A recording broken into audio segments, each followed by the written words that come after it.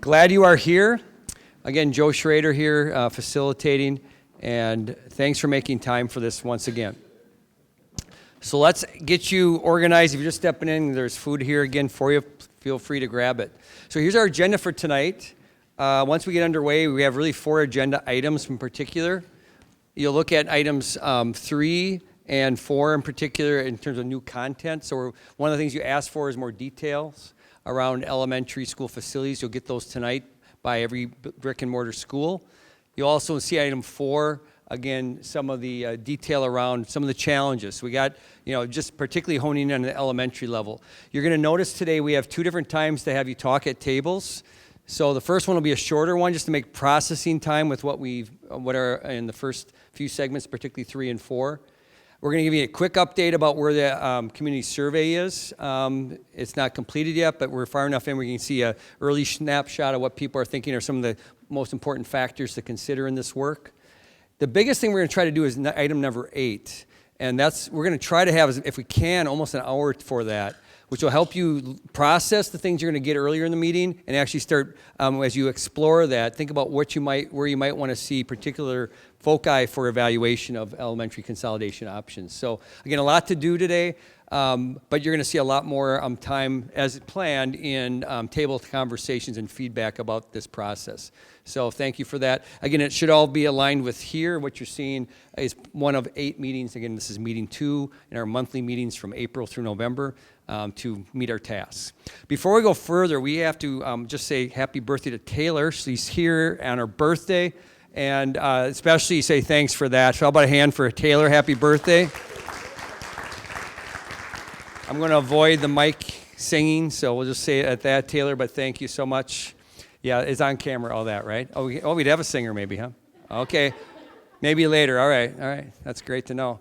So again, also, I think I'm seeing familiar faces. One, I think, is Kathy's here, right? So Kathy, I just want to say a moment just to say hi, and what we did the first time, just hi, your name, like if you're a parent or what have you, and then a hobby or something that you do. Just take 30 seconds. People know. Hi, I'm Kathy Blanchard. I'm a parent of a 5th grader at Northside and a freshman at Logan High School.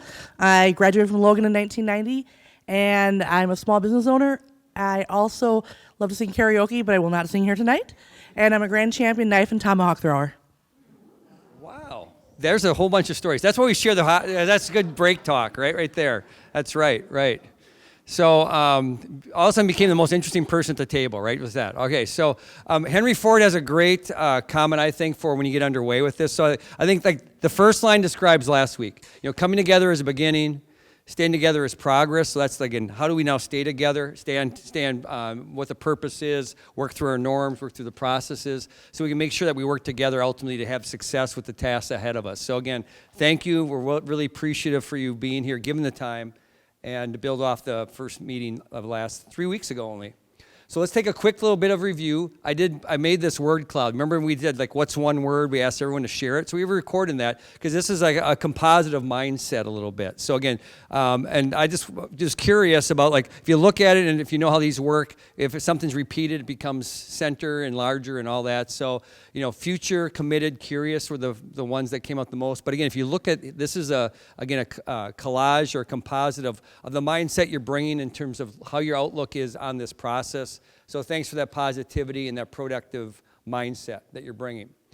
We do ask for feedback, so we'll do it at every meeting. You saw it in our agenda, right? You saw that before we close tonight's meeting, we'll have exit slips again. These are the themes of what you told us. What went well? Well-prepared materials and information. We're glad to hear that. We spent a lot of time trying to make these very efficient for you. Second thing is good discussions and conversations and thoughtful people on the committee. We'd agree with all that. What could be improved? More time for talk, and for sure, you're going to see it today. We're trying to have about almost half the meeting be in table time, feedback, and processing today, so you'll see that. And also, we knew by design, the first meeting, as we said up front, it's going to be an information sharing, a big dump of information the first time, so it should be different than that now moving forward. The second thing, improve the draft survey, so yes, and you saw that. We shared that out, again, between the first meeting and a week ago or so, and that helped give us a different draft of the survey that went out, and we'll see some early information too. Again, what could be improved? Also stay focused on the purpose. It's natural when you share a lot of information about the complexity of what's here before us.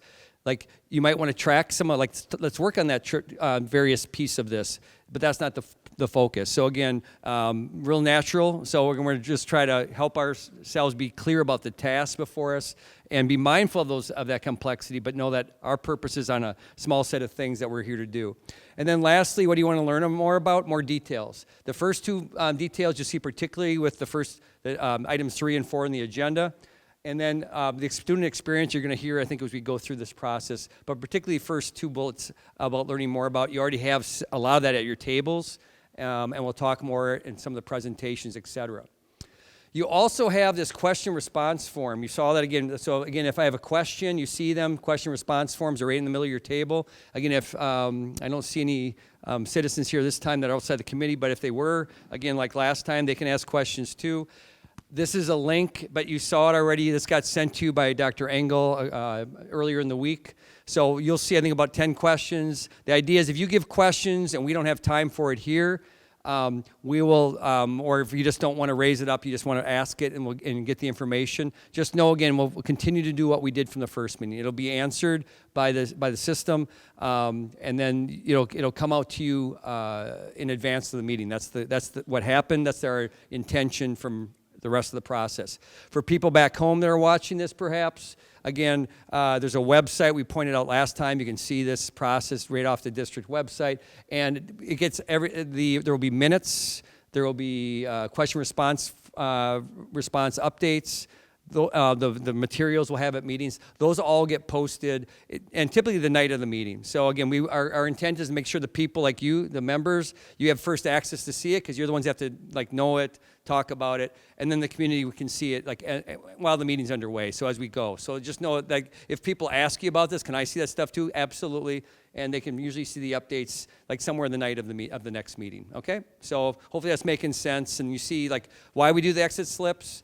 Why we do the question response cards. And one reason we do it is that's how we can keep this moving without getting too much stuck in a question or two, so as you can get your questions answered, and yet we can use this time well for the processes in front. And again, if things are going way off, we're going to know from your exit slip. So again, we look at that, we meet twice at least between every meeting to look at your feedback, build it, and then plan for the next. So we're trying to be very intentional. Hopefully that makes sense, and now you can kind of see it all fits together.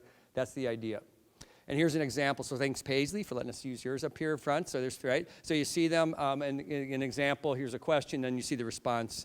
Again, there's about 8 or 9 more, I think, if you go to the link or on the website. So we have these tasks again, friends. Again, we're just trying to remind you what the things are.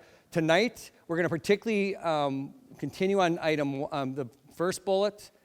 You're going to see the second bullet as well about the community feedback. We're already seeing how that survey might feed into our process. And particularly get at the fourth bullet, explore and evaluate. We're going to start exploring further elementary options for consolidation as you think about and give us some feedback by the end of tonight's meeting about where you think we should most look at the which options would make the most sense to spend the most time on, at least up front, evaluating. So we're going to look for your input on the explore process tonight to help us think about how next time, by your input, we know where to spend the time more for evaluation step of the process. So it'll all be clear as we go. But my point is, this is how we continue to use our meetings. Last thing, you said, let's stay on purpose. So one thing we talked about is a planning team. And again, the planning team is myself and Dr. Engel and again, the key leaders, directors and such. We have, so on the left side, there are really 3 things we're here to do in our 8 meetings. We're to recommend ultimately to the district potential elementary school arrangement, because that means if there's a consolidation, that means right now there are 9 brick and mortar schools. That means there's going to be less than 9. It would be the idea of whatever is what you think would be an appropriate recommendation. If there's less than what the current number is, that might mean that we have to think about how do the remaining schools get arranged in terms of attendance zones and things like that. So again, that's why the overall task is recommending potential arrangement of the elementary schools. It'll be also recommending elementary facility consolidation options, which means not 9, but less than 9 would be the thought. And what that might be is what we'll have to work through and see. And then also the middle school, high school is the idea of there's some disparity in some of the experience right now based on some facilities, to talk about that as well and make any recommendations you could there. So that's really our purpose. So, the things that came up on the right, those are some of the questions, again, naturally would happen when you had that big information dump last time and people would ask questions, and that's great. Honestly, very, very happy that you're interested in all that. And it's not the purpose of this. So that's the stuff where if you have questions, we'll try to answer it, but we're also going to try to use our meeting time to stay on the left side. Is this making sense, friends? Again, because I feel really responsible. If we're here for 8, we ask you for 8 nights. Like, we want to deliver on 8 nights, not ask, and make sure we can deliver it and deliver it well, whatever you all think it is that we should be doing around those 3 things. And that's what we're here to do with our plan. So tonight we are going to explore. So again, if you can think about these 3 things on the left, friends, they're all going to go through an explore phase, then an evaluation phase, and then refine. Now, the evaluation might not just be one night. It might be multiples. But we're going to go through that for the arrangement, for the attendance, the options, for the middle school, high school comparability. And these 3 things are going to go through that process. Tonight, we're particularly going to talk about the second one, the consolidation options. So we're really trying to get in a spot of exploration of those options today by the things we're doing. And then we'll set us up for next time when we start the evaluation of those possible options. Give me a thumbs up if that's making sense so far. That's what we're doing tonight. Okay? All right, perfect. So again, it should be nothing surprising. Again, if you're always curious about where we're going next, you can just keep looking at this. It kind of lays out where we think, at least from the outset, what we're going to do each night in terms of major components of our task. And of course, again, leads up to the 8 meetings that you see. They're always there. We'll try to use that as a guidepost best we can with the momentum we see we're getting, and that we're being expeditious without rushing and not getting stuck somewhere unnecessarily. So I just want to return to our norms as we get underway, and then we're going to get right into a piece. I look at these, and I think you did a very nice job the first time. And I said last time, and every time I do this with groups, I'll say I think we have to have one trial with them, and then we kind of step back and say, okay, how's that working? As a planning team, we looked at these and again felt like you're living them well. There's good things. I think there's one thing or maybe 2 things missing. One thing I would suggest, because if you look at them in general, a lot of it is about how you will take in information and listen. Listen without, if you look, a lot of those are like that, kind of be open, non-judgmental, all perfect. What it doesn't talk about is how we use our time when we share with each other. And so one of the things I would suggest would be an addition would be something like share the air, or however you want to call it. And what that means is, that means different things to different people. So if you're a quiet person, share the air means, you got to talk up once in a while.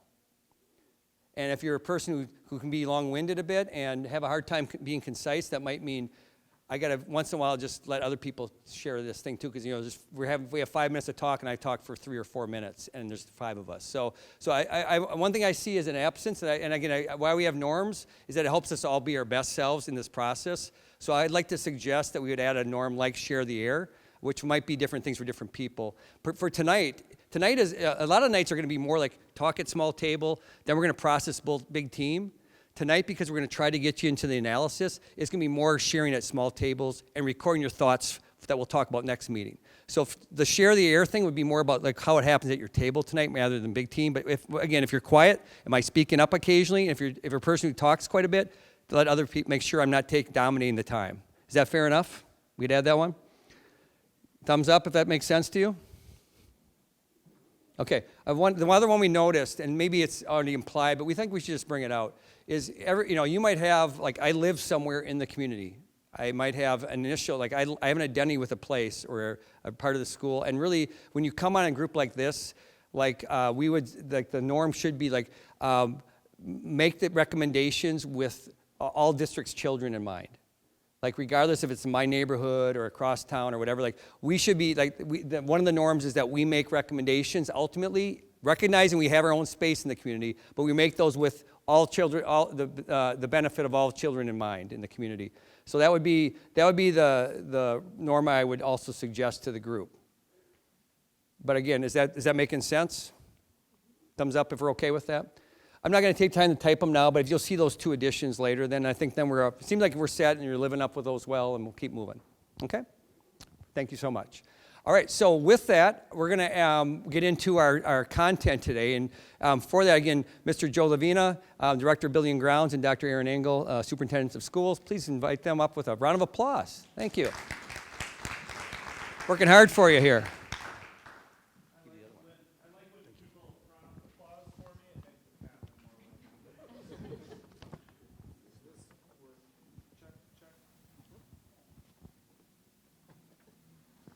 Is this, there we go.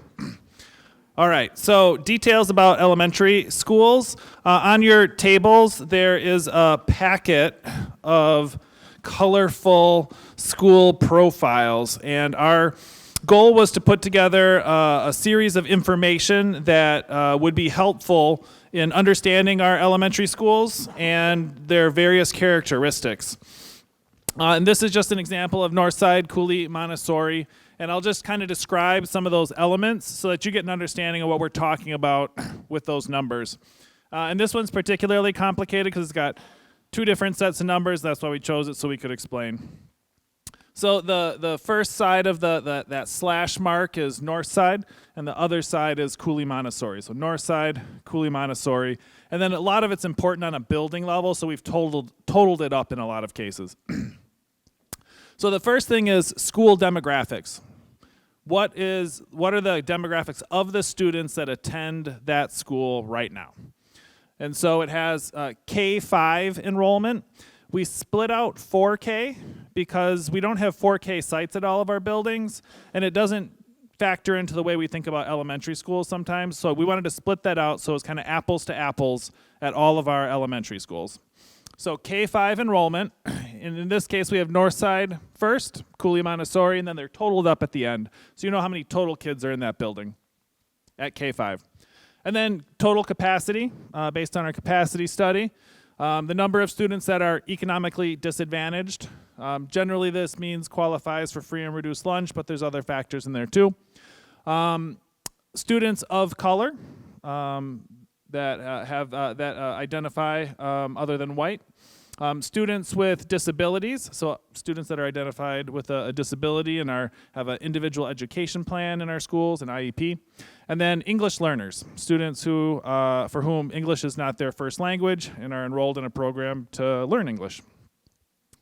So that's school demographics. The second set there is attendee data. So still kind of school demographics, but it's about those attendees that go to that school. The first set of numbers is how many transfer in from outside of that boundary. So they don't live in the north side boundary naturally, and they transfer in from somewhere else, maybe Summit or Northwoods or some other boundary area to go to that school. Maybe it's for a particular program. Maybe it's because they attended there in first grade, their family moved, and they wanted to stay there for second grade. There could be lots of reasons why they transfer in. And it has not only percentage, but number of students too, just for your reference. Open enrollment, the number of students that come in from outside the school district. So these are students that aren't living within our school district boundaries. They might live in West Salem or Onalaska or DeSoto. And so they're coming into our school district from outside it. And then eligible for busing. So those students that live more than 2 miles away and are not crossing a hazardous zone to get to our schools. And that number is listed there as well. The next section is boundary data. So this is looking at the students that live in that north side boundary. So it's not the students that necessarily attend, because there's some kids that go to a different school, but it's the kids that live physically in that north side boundary. And this is the number that live in the boundary, total number of elementary students, K-5. Then it's closer to another elementary. So our boundaries are cut up in various ways. And there are some students who may live in a particular elementary school boundary, but live closer to a different one, just by virtue of chance.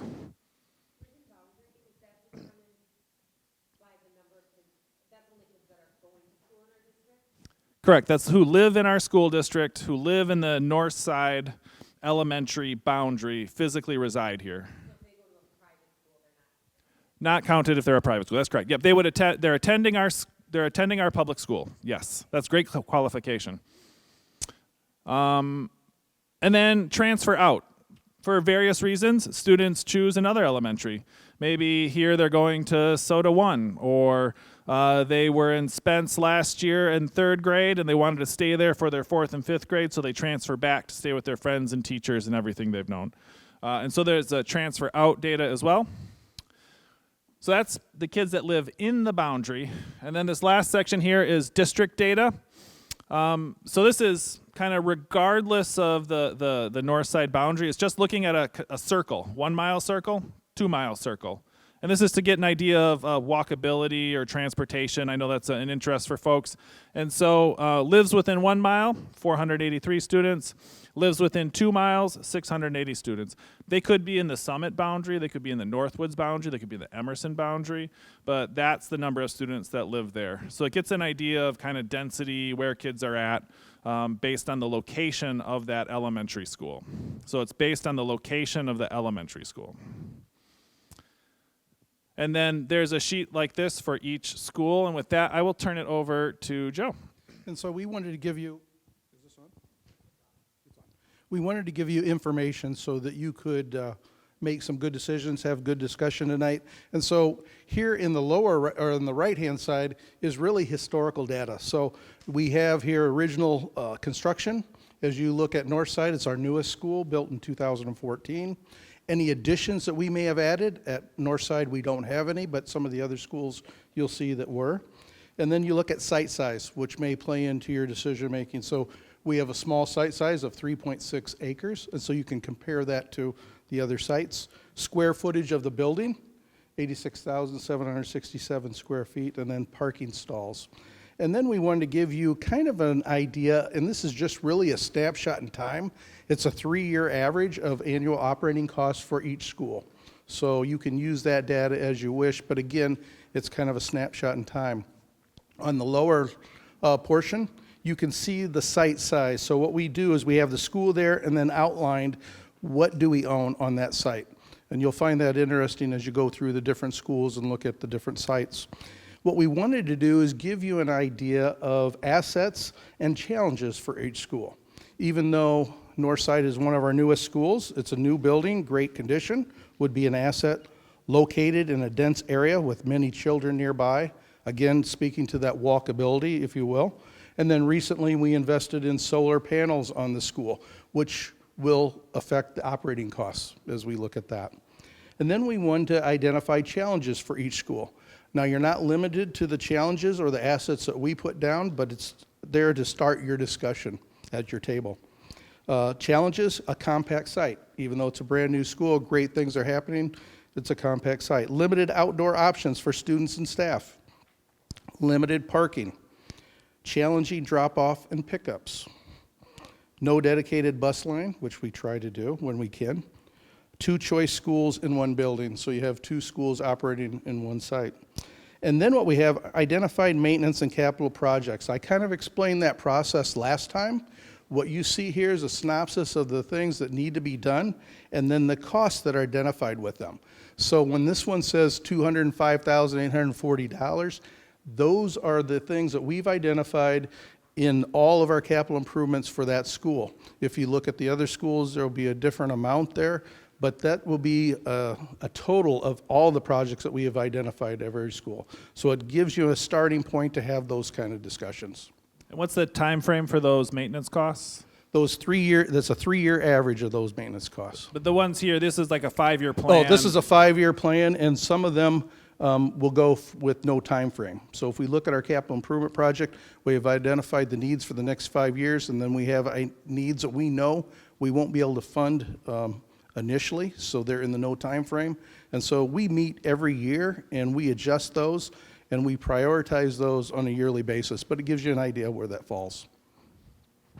And lastly, we provided on the other side of each of those sheets a map of where the students live that attend that school.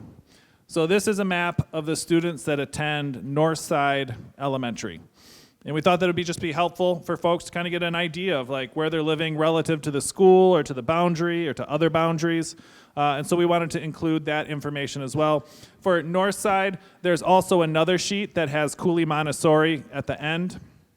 And then I would add that for some people, a spreadsheet is helpful. For others, it's really confusing. We included a spreadsheet that has all of this data in one spot in case you want to kind of look down and compare. That's helpful for some, not for others. And then there's also a map that's two-sided. It has the whole school district map with elementary boundaries. And then on the back side, it kind of zooms into the downtown Emerson Grandview neighborhood, Hinchin, or I don't think it gets to Hinchin, but Hamilton neighborhood, just so you can kind of see where those boundary lines are. And then the dark line is the secondary boundary, which can be helpful as you contemplate things as we move forward. And that's all I have. Thank you very much. So that's going to be very helpful for the major task at the end of the day, end of tonight's session. We'll break you up. You're going to get a couple schools to focus on, and then everyone will do that, and you'll see how we're going to pull this together. And then when you are doing that analysis, again, the folks are here. So if you have questions like Mr. Levina or Dr. Engel, whoever, I'll help too if I can. But again, if you have questions on some of that, again, no one will be here. But it's more of an introduction. If you can have that and then tuck it away for like when we get later on tonight, what we want to move into next then is to get into another piece of content around this, and that is, again, the enrollments and the challenges around that. And we're going to have for that, again, Shelley Sherrill, Director of Elementary Education, and Troy Harsey, Associate Superintendent for Instruction. How about a hand for Troy and Shelley?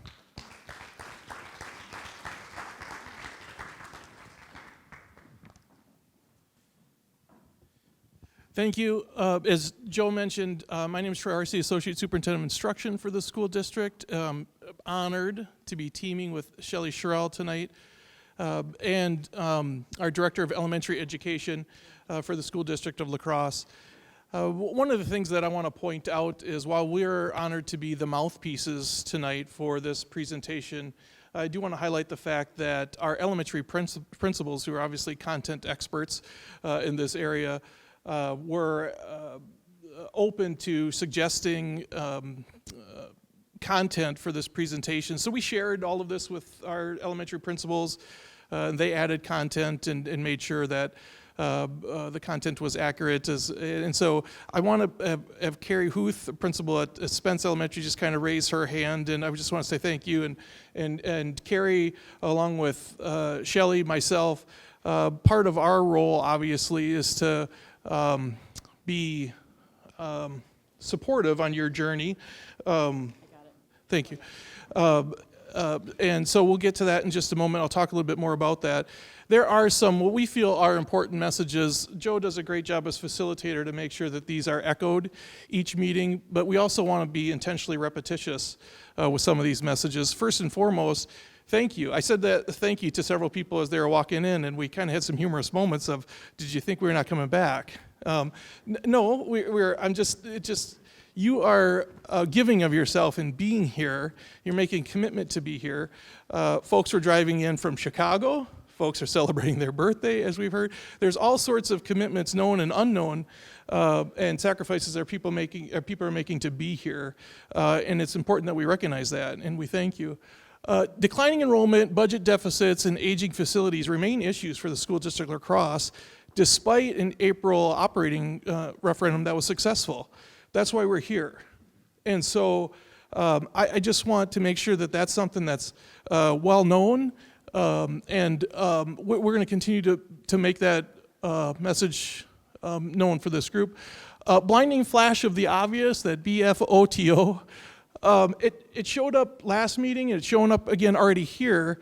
It's clear that everybody comes to this with different personal and professional experiences. You interface differently with the district, and all of that is a very, very powerful collective asset. One of the things you need to know with this presentation is that we don't know if you're ready for the 400 level course, the master's, the doctorate, or the 101 course. So just know, and that's why I point out, and I see Amy Oliver is actually, our principal at Hinchin is also here, so that's awesome. what we don't cover, whatever gaps there are, we'll be circulating, and whether it's tonight or if it's in future meetings, we want to make sure that we're helping with this fourth bullet here. We just want to help you on your journey so that when you make your recommendations, you feel quite confident. So with that, Shelley, thank you. As it's been mentioned here, we do have 9 brick and mortar schools. Now, this slide is purposeful in the sense that we have 12 options. And so quickly, I'm just going to mention Southern Bluffs, Hinchin, State Road, Spence, Hamilton, Soda 1, 2 schools under one roof, right? Emerson, Northside, Cooley, Montessori, again, 2 schools under one roof. Summit Environmental, Northwoods International, and then we've got one without brick and mortar whatsoever. Way at the top, our Cooley Region Virtual Academy. So I mention all that because we have a declining enrollment district with lots and lots of options for children and families. And I think, Dr. Keep me honest here, we're 70% capacity to elementary, or thereabouts. Yeah, okay. So our goal here tonight, Dr. Engel and Joe over the last 2 meetings have done a great job of introducing us to our elementary schools. We're going to try to dig in a little bit deeper and add some meat on that bone over the next several slides here. Go ahead, Shelley, thank you. Particularly, this slide is just to point out what we've been feeling in La Crosse for some time. We have an enrollment challenge. Here's some historical, and actually projects out some information. Sorry, Jed. Historical enrollment since 2005, we are down 659 students, and we had a peak in around 2013, a recent peak. Projections indicate a loss of another 97 students for K through 5. Now, it could be a little bit more amplified than that, actually. Enrollments have come in less than anticipated based on projections.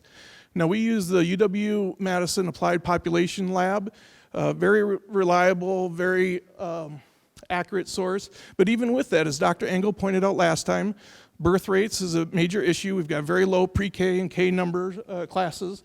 And so going forward, as you look out into 2030, we're looking at continued declining enrollment in our elementary schools. This creates a number of challenges. One of them that I'll just point out here for the group is let me start with this. Patty, correct me if I'm wrong. Last time when you gave the finance presentation, you said schools and districts don't shrink well, correct? Okay. What that means is generally, like when we're starting to lose students, it's not neat, it's not clean.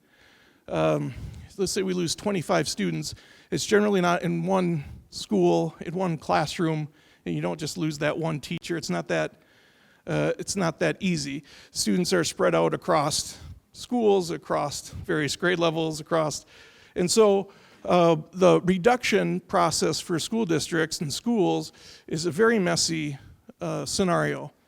And so what ends up happening for us in reduced situations, staff start to travel. And so when we have staff that are traveling, and all of these positions in our school district's history or are currently traveling. Now I will highlight library here because they ended up in not too distant past here, taking on more roles and responsibilities, being HPL or high performance learners, so that they could remain full-time in our elementary schools. But all of these folks will spend a lot of time moving between elementary schools to middle schools, to high schools, to the juvenile detention center, where we're obligated to provide education. So we've got a lot of staff who spend a lot of time behind the wheel of a car, and so we call that windshield time. A challenge there, of course, is it's not high quality interaction with children. It's time with their steering wheel. And this has a great negative impact on just school culture and school climate overall. I can just give you some 10,000-foot view experiences shared by principals. They started with communication. Our teachers are incredibly adept at having efficient communication while they're walking to class down the hall and they pass each other, and that 25 seconds can solve a lot of problems with maybe Michelle could share more with it. You got a gift in Michelle at your table tonight. But these in real time, impromptu communications are incredibly valuable for staff. And those things don't happen when a staff member has to leave through the day to get to their next building. Another thing that gets incredibly fractured is professional development. Despite your best opportunity to plan, to make sure every T is crossed, every I is dotted, professional development gets incredibly fractured. Anything around school improvement process or continuous improvement becomes an incredible challenge. Duties for staff or supervisions, just to give you an example of what that might be, staff member might have a lunch duty, for example. Supervision of recess, incredibly important, we know, safety of children.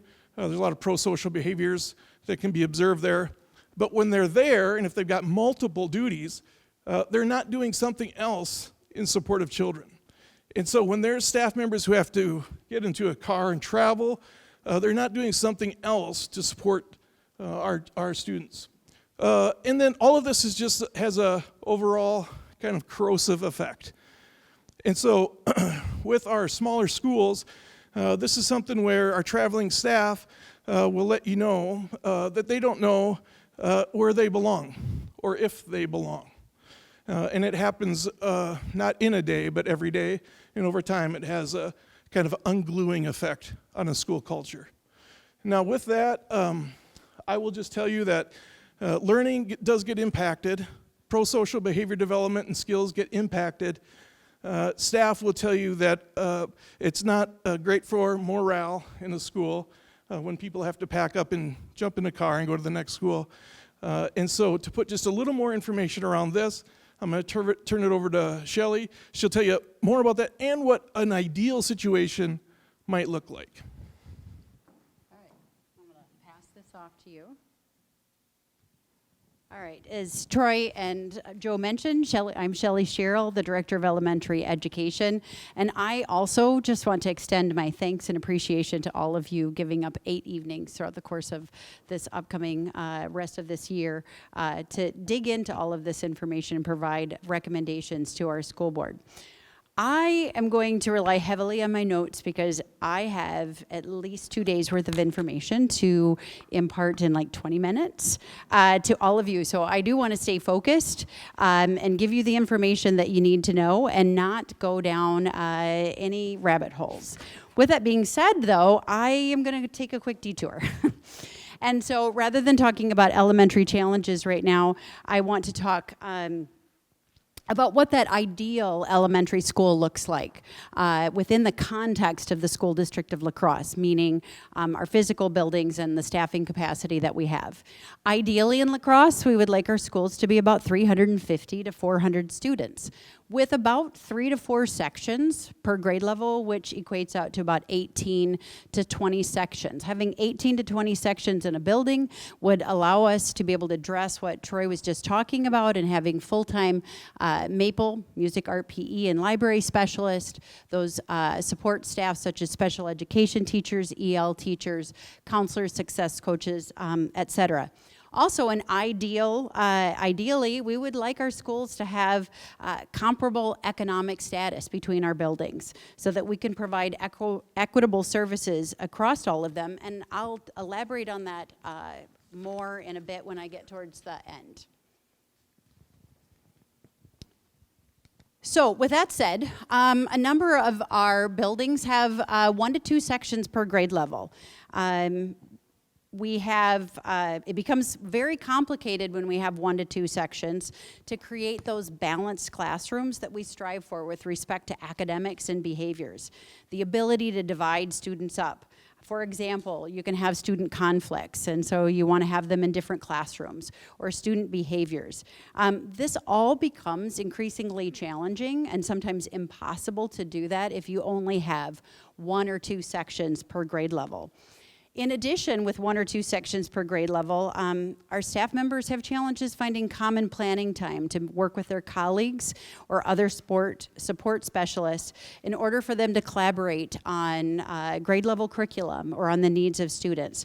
because prep time has become defined by the master schedule as determined by when those specialists happen to be in your building and they're not traveling to another building. We also run into the challenge with some of these small grade levels with small sections of these balloon grade levels or bubble classrooms where there's an extra, every so often there's an extra section there, and staff have to move around from year to year, which impacts our curricular expertise that they have. It impacts grade level cohesiveness. It impacts team morale. It can also have an increase on split classrooms, and we'll talk about that also a little bit more. Lower enrollment also leads to fewer staff resources. Essentially, the larger the staff, the more the building has the ability to be flexible and responsive to meet the needs of the students. Larger buildings have been able to be creative as they utilize their staffing for some of those big picture needs and also some of those day-to-day needs. For example, in a larger building, you might be able to collapse a section at a grade level to be able to create, say, an academic interventionist position or a behavior support person. You might be able to collapse a section at a grade level and be able to transfer that maybe to another grade level that has higher needs. And on a daily basis, a larger staff has the ability to adapt to address the needs in the moment or even our current reality of shortages. A smaller building, as Troy mentioned, has staff that travel. A smaller building might have will have fewer specialty positions, and so that has an impact.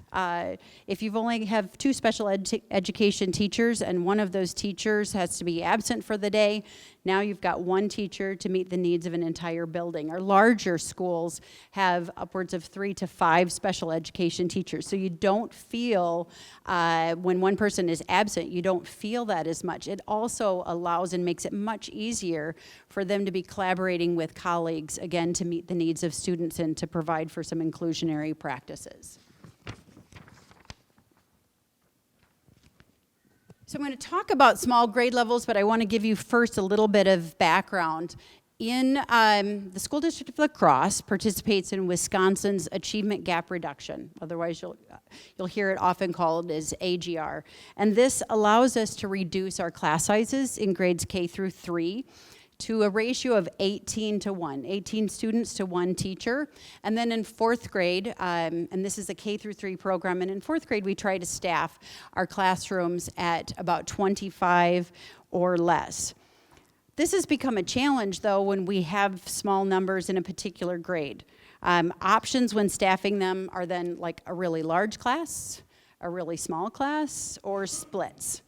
I wish it were like the story of the 3 bears, you know, too big, too small, just right, but there's not a just right in this scenario. So I'll give you an example. You might have 22 students in a 1st grade class. So when we're sitting there trying to figure out how to staff this, is it 1 class of 22 1st graders? Is it 2 classes of 11? Or is it, do we look at the grade levels to either side of it and say, can we create a split? Can we have 15 1st graders in one room, and then the other room has like 7 1st graders and 8 2nd graders in it? And sometimes you can create a split, sometimes you can't. But even if you can, it's not always just that simple. There's challenges that are connected with creating splits as your short-term response to low numbers, as opposed to like a philosophical approach where we would have like a multi-age classroom like we do at Soda or Cooley Montessori, where they've purposely gone into educating students with that approach. Creating a split due to low numbers places an additional hardship on a classroom teacher. They not only have 2 different grade level standards to master, they now have 2 curriculums to master as well, and to figure out how to teach all of those in one school year. Versus like a multi-age approach, they go into that philosophically knowing, like, I'm going to have these kids for 2 years. My curricular scope and sequence is paced out to get to all of the grade level standards throughout the 2-year cycle that the student happens to be with me. The teacher has buy-in in that, and it is a strategy that that school utilizes. In addition, splits created to numbers need strong teachers. Oftentimes, though, it is some of our newest teachers that we have hired that take on these split roles. And it also has an impact on staff turnover. So the moment a stable classroom becomes available, someone's retired or moved, then that teacher transfers into that and the cycle repeats itself. And as Troy mentioned, this has an impact on professional development initiatives. It has an impact on distributive leadership in your building. It impacts your culture. So, boundary schools, choice, charters, and interdistrict transfers, oh my. We thought we needed to take a moment to basically present to you a glossary of terms that we use here in the school district, because I can tell you they're very confusing.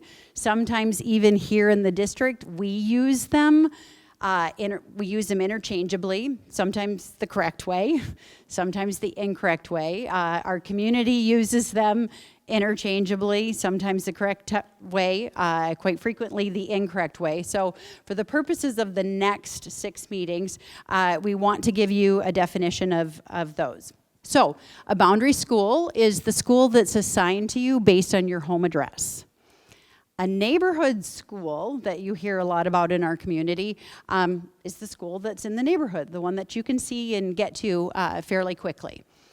We have choice schools that are schools that have a unique feature. For example, Summit Environmental, Northwoods International Baccalaureate, Northside's 4515 calendar. They have a boundary, and if you want to attend it as a choice, you have to apply. And then we have charter schools, which are boundaryless schools. An application is required for them as well. And if you don't want to attend your boundary school, you can fill out an interdistrict transfer to another school within the school district of La Crosse. Often gets confused with the bottom one, open enrollment. Open enrollment is a transfer to another community, like La Crosse to Holman, West Salem back to La Crosse. And then we have this unique thing called this opt-out. So if that is the calendar configuration at that school, a 4515, which we'll talk about in a bit, a family may not want this, and so an opt-out allows them to attend another school that primarily is identified. So, and any school can have many of these terms applied to it, but used differently. So I'll give you an example. Hamilton is currently a boundary school. It is also a choice school because it has a 4515 calendar. And families from outside of the boundary that want to attend this calendar can apply, fill out a choice application to attend there. And then families that do not want to attend this school because of the calendar can opt out, or families that do not want to attend the school but want to go elsewhere can fill out an interdistrict transfer, or if they want to go to a choice school, they can fill out a choice application, or if they want to go to a charter school, they can fill out a charter application. So all this applies to Hamilton and all of our others as well. It is also, we might say, that Hamilton is a neighborhood school because it is part of the Powell-Pogue neighborhood. However, you can live just a few blocks away from Hamilton. You can see it, but your boundary school could be Hinchin, it could be Spence, it could be Emerson, or it could be State Road. And you actually, and so if you wanted to tend to Hamilton, because it's 3 blocks away and you want to walk, you have to fill out a choice application.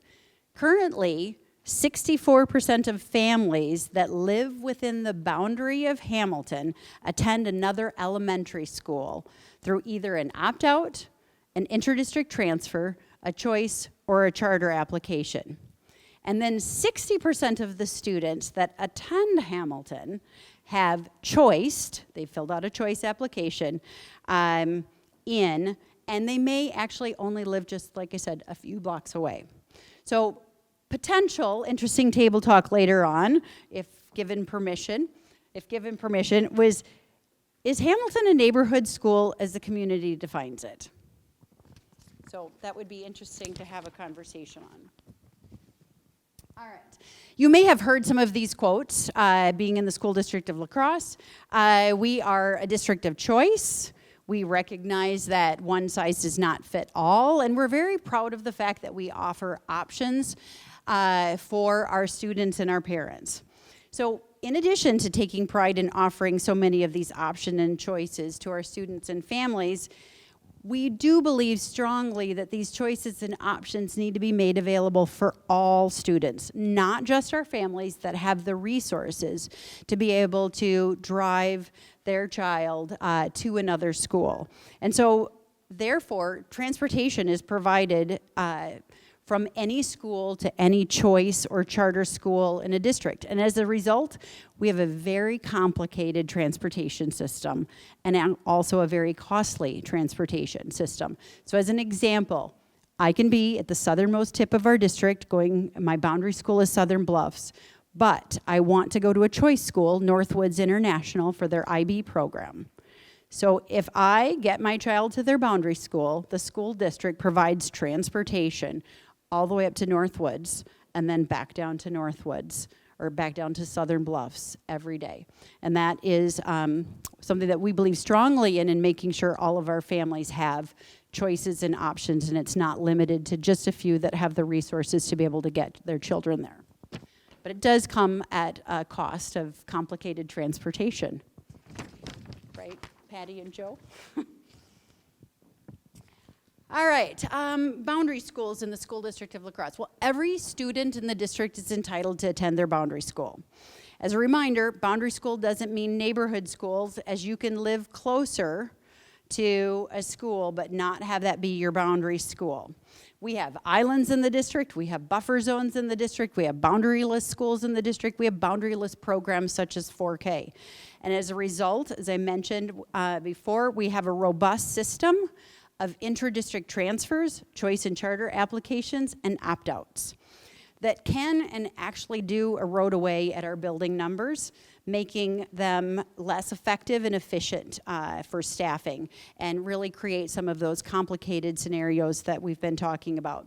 Already this year, we just closed our inter-district transfer and choice and charter application window. It was open from February 1st until April the 30th. Last week, we met as an elementary team and we processed 200 applications.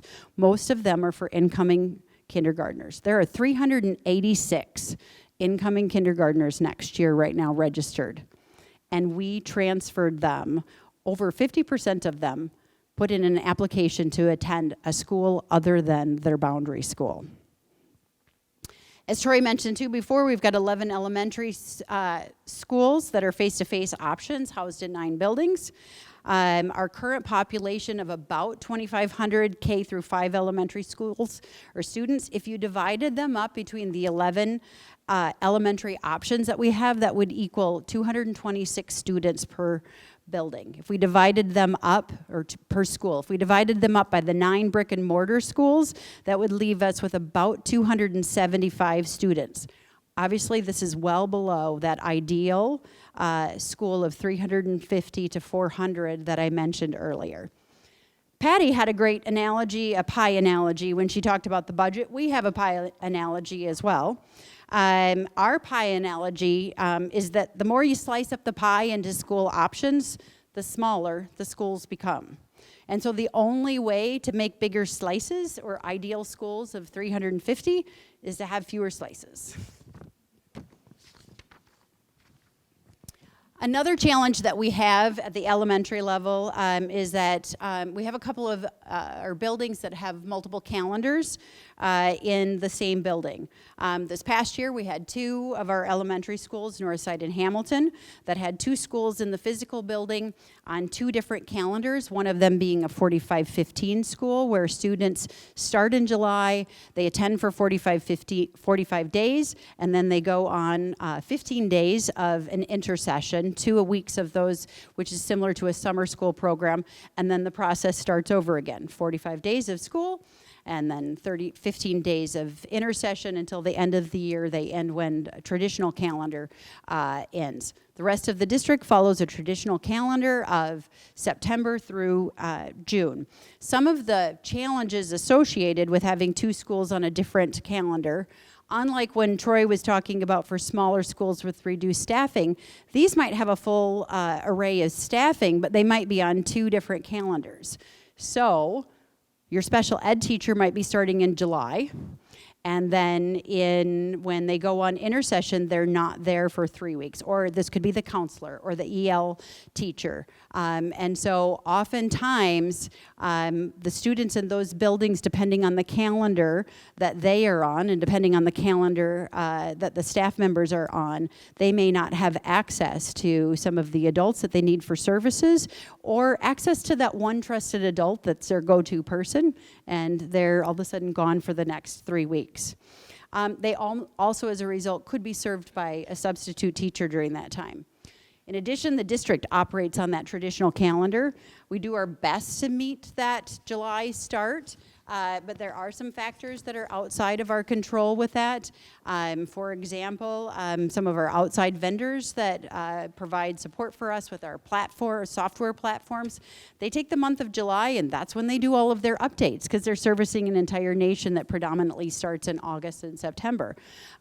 So we have some things that are just not ready for a July start. We try to make sure that professional development, we sometimes do duplicate services of professional development in July and then again in September. But sometimes our teachers work on curriculum over the summer, and new curriculum is not ready by that July start. Next year for the 23-24 school year, we will have only one school, that'll be Northside, that will operate with the two calendars. And finally, as I mentioned before, 45-15 calendar does not necessarily work for everyone. It might not work for your family, you don't like it. You might have students at the middle school on a different calendar. So then we do provide that opt-out option for our families. So we won't force any family to attend a school that has a calendar that does not work for them.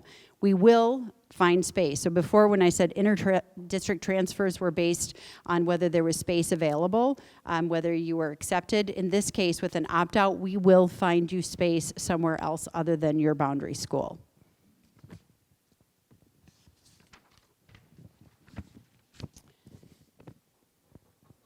And finally, so we've spent some considerable time talking about the challenges with respect to our elementary schools and the impact of low enrollment. And so I'm getting ready to share another challenge, but we want to couple that with how the district has responded in order to create equitable opportunities for all of our students. In the 1990s, boundary lines were created to equalize the economic status between our buildings, and for a variety of reasons, the economic status between them is not equitable any longer. For example, the poverty level at Northside is currently at 82% compared to the poverty level at Southern Bluffs at 34%. As a result, multiple efforts continue to be made to provide schools and students with what they need versus all things equal. We do recognize fair is not always equal. For example, school improvement funds. These are funds that are used to address the building goals and objectives that they have based on student needs.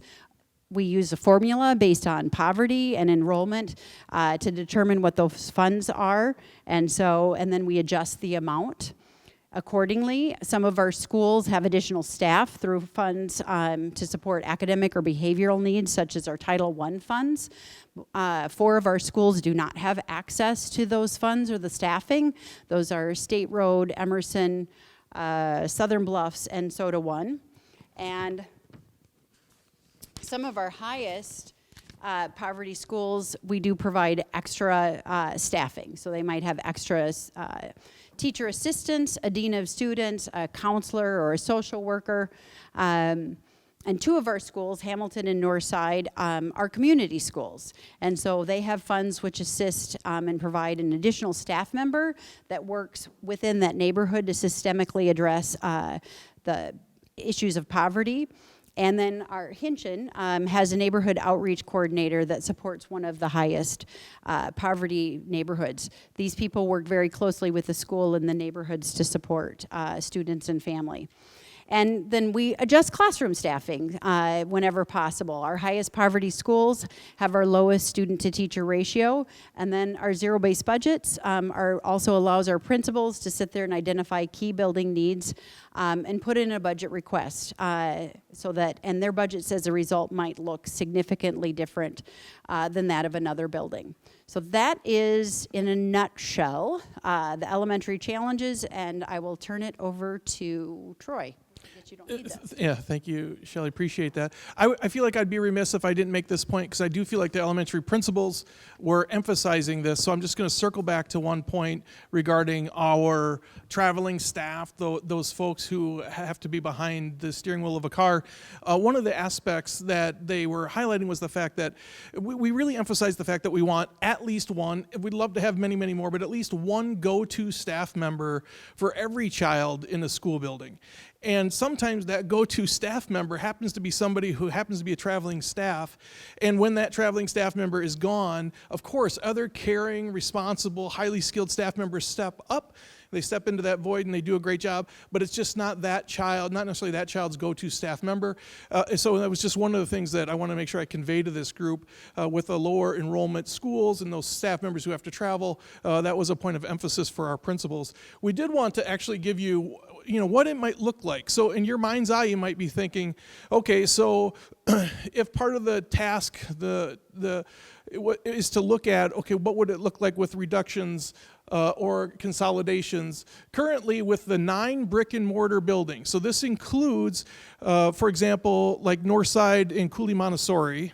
That population is combined in these numbers. If we've got an average enrollment of 275, this is across the district with average sections of 16.3, if one elementary school were to close, that would increase the average enrollment to 310 with 18.3 in terms of average sections.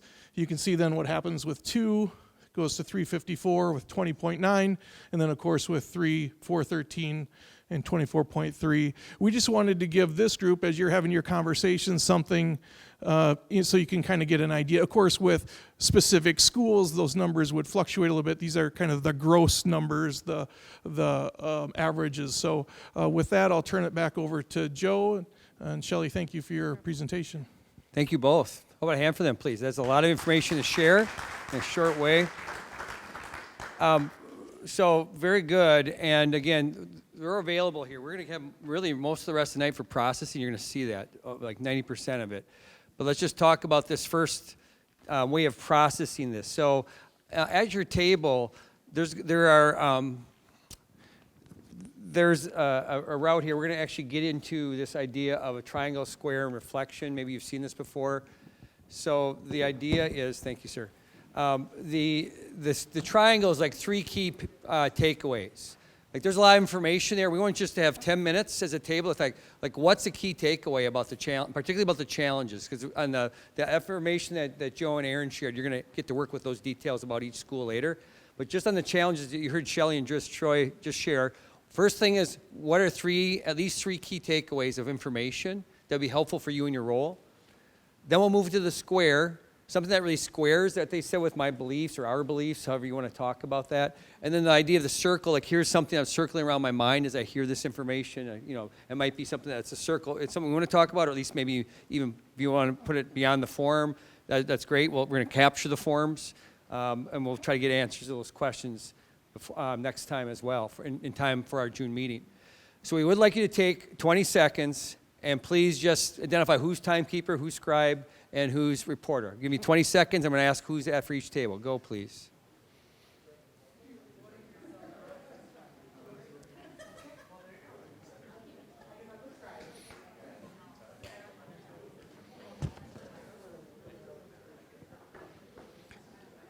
Coming back in 5, 4, 2. All right. Please raise your hand, tables, if you are now the scribe for your table. If you are the scribe, raise your hand, please. Scribe over here. Okay, thank you. Thanks, Joan. So for scribe, your job is simple. you're going to be the person using this form for each of the points. And we'll go from left to right as you go. Timekeepers, raise your hand, please. You're going to have 10 minutes once I say go to have this. So about 3 minutes per. Again, it should be enough to have everyone get at least a bullet point, and you can certainly capture more than 3 takeaways. But try to get one from everyone. At least, what are your key points? It's again, and you all know this now. I hope if we're recording it here, we're going to capture it. You're going to be able to see everyone else's stuff. Between meetings, everything you want to do. And then lastly, if you're the reporter, raise your hand. Reporter, we're going to do this real quick because, again, we want to save most of the time for the process we're going to do at the end of the meeting. That's going to be hopefully almost an hour to process the school-by-school information. So reporters, your job is, after hearing the 9 or 10 minutes, what would be one big thing that came out of your table? Like this was and if you don't get a consensus from your table, it's okay, just from your mind, like a key takeaway that really resonated. Or like, here's a question we have. So just like a 10-second report. We're just going to what's yours? What's yours? Just a quick sense of what's in the room, and we'll move on. Is that fair? Everyone got their role? Okay. So 10 minutes, timers go, and we'll check in 10 from reporters. Thank you. All right, friends, that's time. We'll come on back. Thanks so much. Well done. Reporters, raise your hand, please. Reporters from tables. Okay, I'm going to start with Carl. Then it's going to go to, who's over here? We've got Nell. Okay, then it'll be Nell. So, Carl, again, see if we can do the 10-second, just get a quick pulse, and then we'll move on. Just a 10-second check-in. We'll go with Nell first, and then I'll come to Carl. We just noticed the complexity specifically around the specialists and staffing and also the transportation. So the complexity within our district. Okay, thank you, and we'll keep moving. Carl, you're next. Thank you. I think I would agree with the complexity and then that paradox of the more options that we give, the smaller the population of the school becomes, or the student body. Thank you. We focused a lot of our time on talking about the boundaries and what it looks like and how we all didn't realize what it looks like. Yeah. So again, there's a lot there, right? So who is the reporter here? So thank you. Yeah, we appreciated the data and the mapping and just the boundaries impact, and as well as many choices in the district and how that impacts things. Thank you, Anna. And? Okay, we had all those kind of, but one of the things that, Hamilton is going away from the year schooling is that, how is that going to impact the future? I mean, you have kids that are leaving, and they live close. How we're going to get those kids back, or kids in that boundary. So again, think about two of the 3 tasks. Again, the consolidation options, which would be a reduction of brick and mortar from 9 to something else, something less, and then also again the arrangements of the schools once that would happen. So you're circling around those things, right? Which makes sense because those align with kind of what this group is asked to help wade through. So thank you for that. Well done.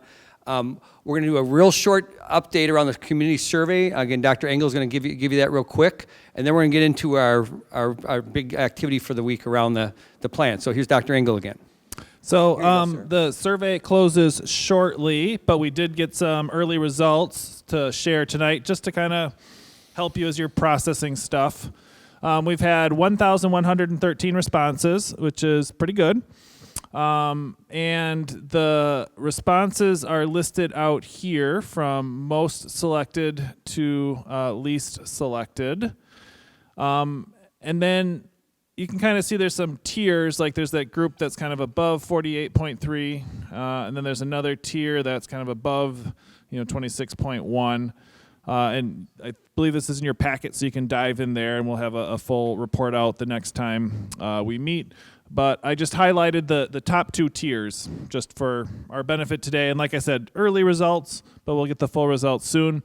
So the top 4 were appropriately sized classrooms, safe and secure schools, neighborhood accessible schools, and comparable opportunities for students at each school. And so that was kind of above that 50%-ish mark.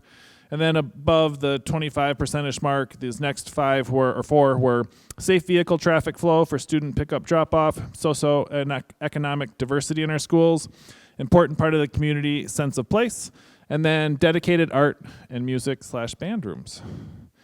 And you've probably got all sorts of thoughts, questions, and whatnot. And we're going to table all of that for next time. But there'll be this hour to kind of process this along with everything else that you've seen today, which I know is a ton of information. Thank you so much. So again, you had 19 factors that people were asked to pick their top several for, right? And so that's what you see there coming in. So again, the idea that helps at least a little bit know what's, to what degree do people care about of all those things, which ones showed up as among the 19.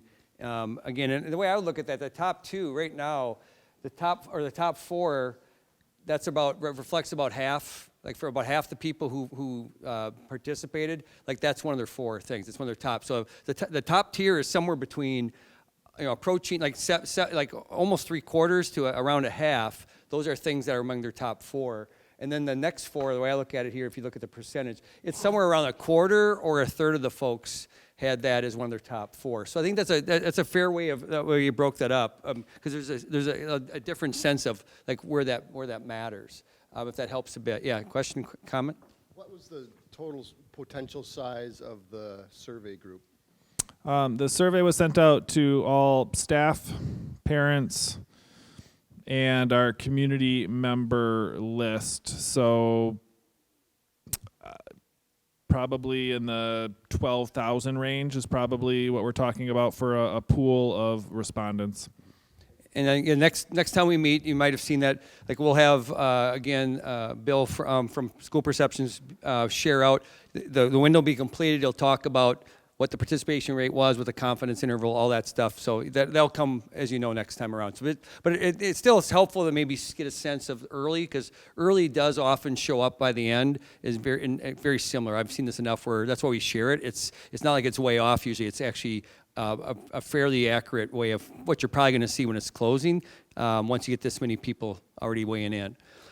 So evaluate is what we're working towards right now. We're exploring around the options. And so what we're going to do here is we're actually going to do a thing called jigsaw. If you're an educator, you've probably done this. Jigsawing means you take a big task and you break it up into parts so you can kind of actually leverage the group. And so you have 9 schools where you had earlier today, you got the one-pagers, right? So 9 of them plus a table, all that. So what we're trying to do, and this isn't, this is just an early effort to try to have you get into that a bit.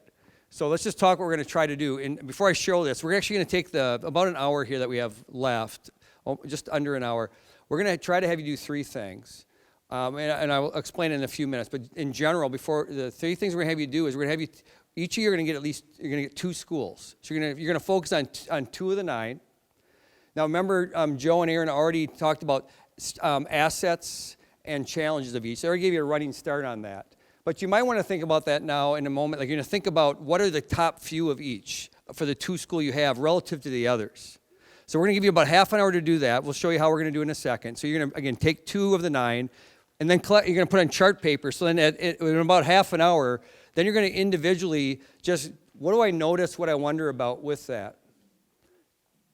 And then we're going to come back and have about maybe 15 minutes, 15 minutes at the end to talk at your table about, when I see this now as a running start, like which ones come to mind? Like, next time we meet, we're going to start talking about where will we start perhaps evaluating, the options that would make the most sense, at least at the initial spot. So we want to see from you before you leave, are there any that particularly you want us to be particularly ready to talk about next time that would make the most sense? So when we get into the evaluation, we can be a little targeted if we can. And if you can't do that tonight, then that'll be where it is too. But we think you'll be able to give us some insight that help us prepare better for the next time. So specifically, that's what we're going to do. This time around, the part 1, you're going to each, again, in a moment, I'll tell you which 2 schools you have. What we're going to ask you to do is to use the detail, the one-pagers, both sides, for the 2 schools, to identify 2 or 3 of your key assets and challenges. Now remember, each of them already have that as a running start. But what we're asking you to think about now is that's as an isolated school. We're asking you to think about that for your 2. Like when you look at overall, particularly in respect to how it stands out with the rest of the options in the system, what are the top 2 or maybe 3 assets, top 2 or 3 challenges. We're going to ask you to actually put that on a flip chart paper. There are flip chart pages here. So you actually, for each table would have 2, one for one school, one for the other school. We're going to think that you're going to need 15 minutes per. So once we get going, we'll give you half an hour for this. So 15 minutes to do the top 2 or 3 strengths for your school, top 2 comparative challenges for your school, and then move on to the other. So after half an hour, we should see the flip charts here, and then we'll get into the individual analysis of that for 10 minutes or so, and then we'll come back and do the conversation where you're recommending maybe what makes sense. So that's the idea. Here are the tables. One. Now you notice 3. I took 3 out of here because we have one table not here. Basically, every school is going to get covered once. Southern Bluffs will get 2 people doing it because we have 9 schools and there's 10 options for people, okay? So it's making sense so far as a starting spot. So this task is right here what you're doing. So who's the timekeeper again? I'll give you a minute to get your materials, then we're going half an hour, so about 15 minutes each. Once you have the first one done, you can tape it up here. We have blue tape up by the table here. You should be ready to go in half an hour with both yours up on the wall over there. We'll be floating around if you have questions as we go. Yeah, Jed? What clarifying question here? Hold on, please. Sorry, clarifying question is, when we look at our survey questions... Just got the floor, friends. 1 second, please. Just 1 second. One more clarifying here. Yeah, can anyone clarify when we talk about appropriately sized classrooms, are we talking about square footage or numbers of kids in a class? Because I think that there was confusion when people answered the survey on what that preference was. Based on the number of responses there, my guess is that people are talking about number of students in a classroom. That would be my guess.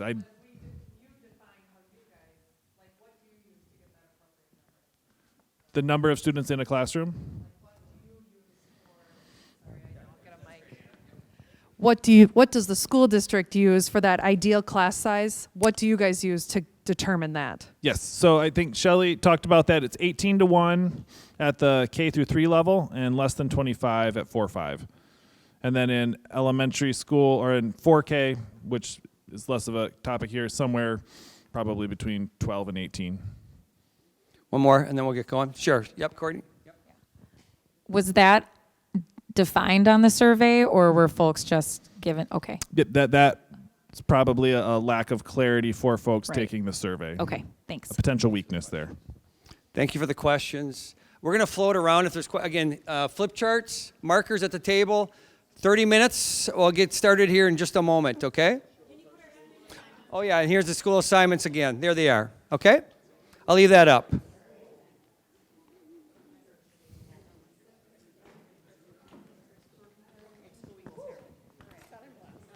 All right, let's come on back. We'll get to the next step of the process. Good work, good work.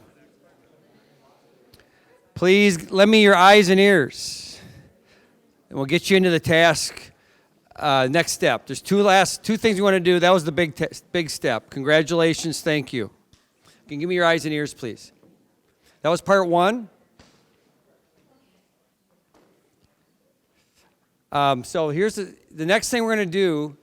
Is actually a 2A and a 2B. So these are the remaining parts. So we want you to, and I don't know, maybe you just want to take the back of your, you have the individual slide deck. You have a little pack. On the back, it's empty. Like you just put, I notice and I wonder. We want you, you do have two of Southern Bluffs, because again, there's two people working on Southern Bluffs, but everyone, you have all the 9 schools. Again, one team, you jigsawed this, so it's a first shot at what you see here. Again, so thank you for 2 to 3 top assets and challenges as people were looking this respective to the others. As we'd like you to think about the norm of suspending judgment right now. This is right now just trying to what are you noticing, what are you wondering as you look at this with the 9 short little T-charts that you see. So what would be an example of that? Like maybe as you look at the note sheet, like the example, I noticed that a few kids at Northwoods lived within 2 miles of school. I wonder if more kids could walk to school if we consolidated that with another. That might be wondering. Now, or it might be something else that showed up here as you look, especially as you see them side by side. So what we'd like you to do is individually, again, we're asking you to individually review the flip charts. Again, I would just suggest take the back side of the slide page, that little packet you have, put a little slide here. I notice, I wonder. Individually, just if you can quietly just think about it. And then when the part 2 is we'll come back, and as it's table teams after this 10 minutes, then we're going to ask you to think about and capture your table's discussion about, as a starting spot with what we did tonight, where would you identify elementary school consolidation options that the FAC should review and evaluate beginning next time? And it will be beyond June that we'll need for this, but at least, where would we start? That's what we're trying to go. You did the jigsaw, that was part 1, thank you. Again, first, the next step we're going to do right now is you individually review for maybe 8 to 10 minutes. What do you notice? What do you wonder? Quietly doing that so you can come back in about 10 minutes to have the conversation about, so what do we think? Give us, the planning team, some input from you about where you think we should begin to evaluate these options. What would be the top few that come immediately to mind that would make the most sense if we're going to start somewhere? Is that making sense? But again, first step is individually just take some time to process it. I'm going to give you 10 minutes for this, and then by then I'm hoping we can come back to tables and have the conversation about what you're thinking about next steps. Fair enough? Question on the task. 10 minutes. Here we go. For individual note-taking and looking at the flip charts. Again, please, last transition. Here's what we're doing. At your table, scribes, one more time. Scribes, hands up, please, scribes. So you have a sheet that should look like this, right, for your table. What we're asking, look at the question here. At table teams now, with this input in mind, like the stuff that was jigsawed, you got a chance to individually rethink about it. So here's the question, or here's the ask. Could you please identify elementary school consolidation options that the FAC should review and evaluate? You might say we're going to evaluate everything, but maybe that's what you'd say, but we think that you might, after doing this, say there are some that particularly we think that would make some sense for us to start evaluating, when we look at this, so what would they be? If you have some input about where you think we should most prepare in preparation as a planning team for the next meeting so we can start evaluating this, not just exploring it, that's what we're looking for now before you leave. I'll check in about 10 minutes just to do the last 2 minutes wrap up, but for the next 10 minutes, we'd ask if you could identify a top few. It might not be 3, it might be 5, it might be 2, I don't know what it is, but we just gave you a short list is what we're looking for if you have it. Thank you. Again, just to clarify again, this is an early exploration step to help us see if in our planning for the next meeting, what you might have us be ultimately more prepared for, to start going into the evaluation of some of these options further. There's obviously questions that you'd have around this. Again, I would just encourage you, if you have recommendations, some of this makes sense more than others, that'll help us plan better. If we don't have some of that input, I see it coming from some tables, we'll take whatever input you have to help us plan better for the next meeting, where we are going to try to start working through the evaluation of potential options. Most of you also have some questions, so remember, questions that you have, you can put on that QR form. What questions, again, that'll help us plan as well for the next meeting. So you might have some suggestions with this question in mind that's going to be on the form you've just been doing. You might also have a question or two that you just want to put it in the QR form. So please do that. Again, we are going to ask also if you just can take a minute to exit feedback. We look at all that as well, how'd it go today, what could be improved, what do you want to learn more about. Again, all this, we really look at this. It does really inform how we plan, which is about 4 weeks from now. Monday, June 12th will be our next meeting. And the topics we'll really get at, we are going to see the survey results in full. We are going to have most of the time to start evaluating some of the options, and maybe based on your input, some of those we'll start with because that's where it seems like we should start. But again, we'll see.